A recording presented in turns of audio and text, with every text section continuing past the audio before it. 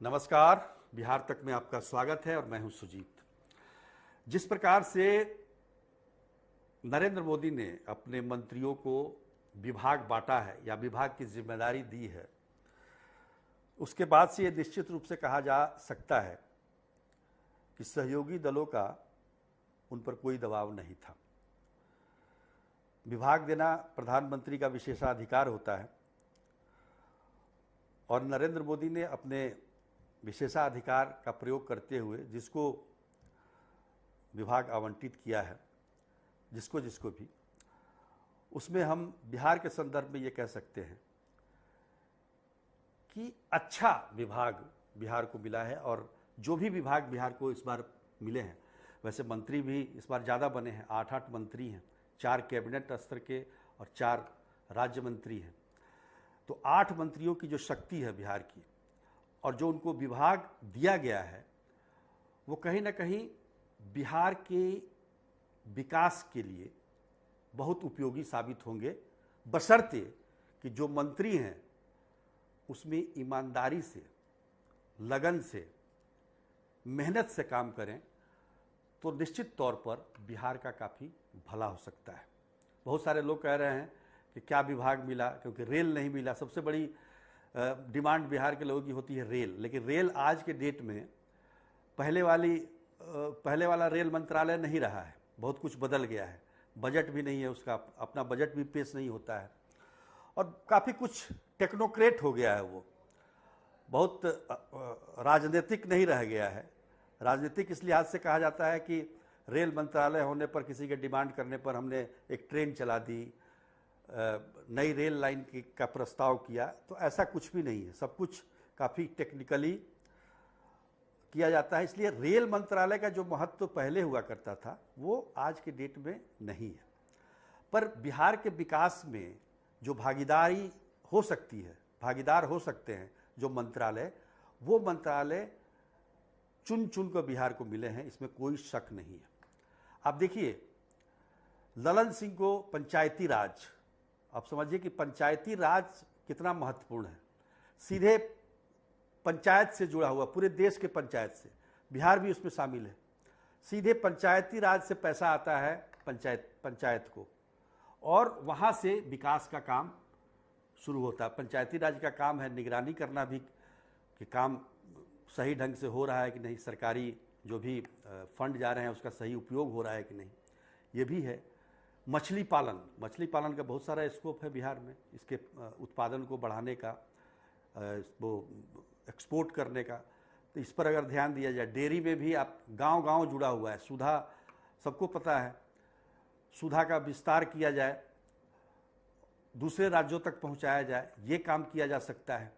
और पशुपालन से ही जुड़ा हुआ है डेयरी भी। तो गांव-गांव में यहाँ पर जो सहकारी समितियां बनी हुई है दुग्ध उत्पादन की, उनका विकास किया जा सकता है। तो कहने का मतलब, ये विभाग इनको जो विभाग मिला है ललन सिंह को, ये काफ़ी कुछ वेरिएशन वाला है। बहुत सारा इसमें मतलब हम कह सकते हैं कि सीधा जनता से इसका सरोकार है। दूसरी तरफ आप देखिए, बिहार में उद्योग नहीं है, बड़े उद्योग नहीं हैं और बड़े उद्योग की जगह भी नहीं है, क्योंकि लैंड लॉक कहा जाता है इसको, चारों तरफ से बंद, कहीं बंदरगाह नहीं है या कोई इस प्रकार के भारी उद्योग यहाँ लगाए नहीं जा सकते। लेकिन सूक्ष्म, लघु और मध्यम उद्योग लगाए जा सकते हैं बिहार में। और जीतन राम मांझी को, जो कि केंद्रीय मंत्री, कैबिनेट मंत्री हैं, उनको ये सारे विभाग मिले हैं। सूक्ष्म, लघु और मध्यम उद्योग का काम वो बिहार में, अगर कहा जाता है कि बिहार में उद्योग नहीं है, तो इसके उसको लेकर हम बिहार में उद्योग का जाल बिछाया जा सकता है। भले ही वो सूक्ष्म हो, लघु हो, मध्यम हो। आप समझिए कि भारी उद्योग का आपको मंत्री बना दिया जाए तो भारी उद्योग लगाएंगे कहाँ बिहार में। तो ये विभाग मेरे ख्याल से बिहार के लिए काफ़ी सोच समझ के दिया गया है।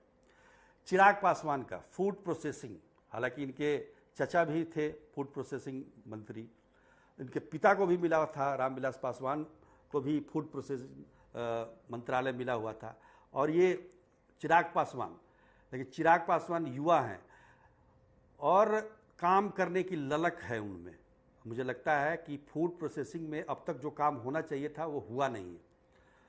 काफ़ी कुछ स्कोप है, क्योंकि यहाँ पर फल सब्जियाँ यही ज़्यादा इसकी उपज होती है।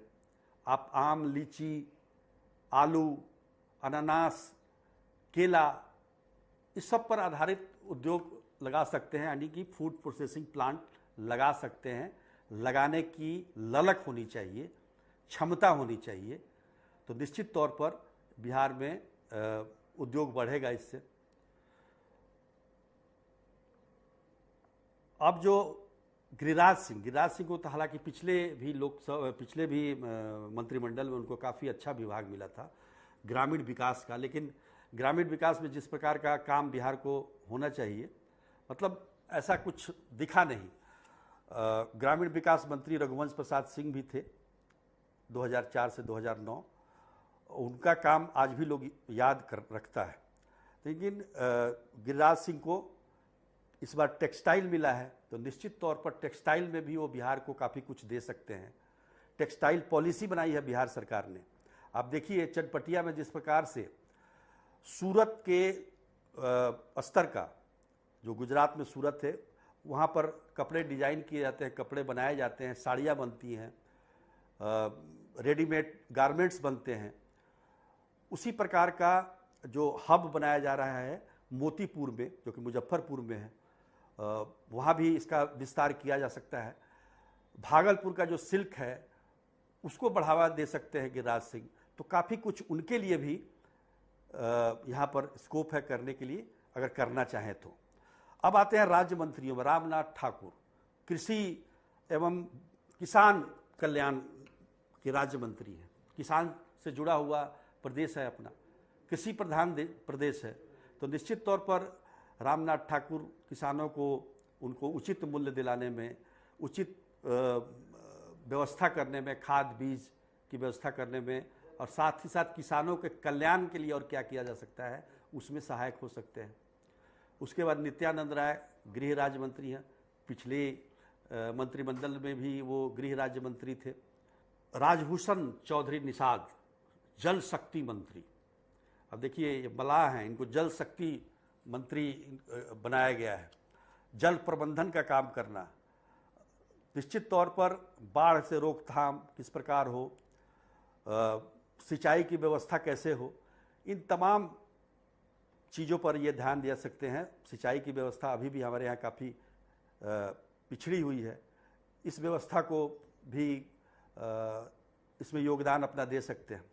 तो निश्चित तौर पर हम देखें, अब देखिए सतीश चंद्र दुबे, कोयला एवं खनन। कोयला तो खैर बिहार में नहीं है, पड़ोसी राज्य झारखंड में कोयला के खदान हैं, लेकिन खनन तो है यहाँ पर। और वैसे हम ये कह सकते हैं कि बहुत सारे ऐसे इलाके हैं हमारे राज्य में जहाँ खनन की आवश्यकता है। बहुत सारे जो खनिज पदार्थ हैं वो अभी भी ज़मीन के अंदर दबे हुए हैं। जमुई के पास सोने का भंडार मिला था, एक बार आपने सुना होगा। उसी तरह से बांका में कोयला अंदर दबा हुआ है, उसको निकालने की ज़रूरत है। तो ये मैं कह सकता हूँ कि जितने भी विभाग बिहार के मंत्रियों को विभाग का दायित्व मिला है, मंत्रालय का दायित्व मिला है, निश्चित तौर पर वो बिहार के विकास में इसका काफ़ी योगदान उनका हो सकता है, सहायक हो सकते हैं वो। लेकिन काम वही है कि मेहनत से करने का, ईमानदारी से करने का, और बिहार के बारे में सोच के करने का। अगर अपने बारे में सोचेंगे तो नहीं होगा। बिहार का विकास कैसे हो, ये आगे कैसे बढ़े, अगर इस पर ये सारे मंत्री सोचते हैं तो निश्चित तौर पर जो भी विभाग मिले हैं, जो भी मंत्रालय बिहार के मंत्रियों को मिले हैं, 8 मंत्रियों को, निश्चित तौर पर वो बिहार के लिए काफ़ी उपयुक्त है। तो आज के लिए इतना ही, तब तक के लिए नमस्कार।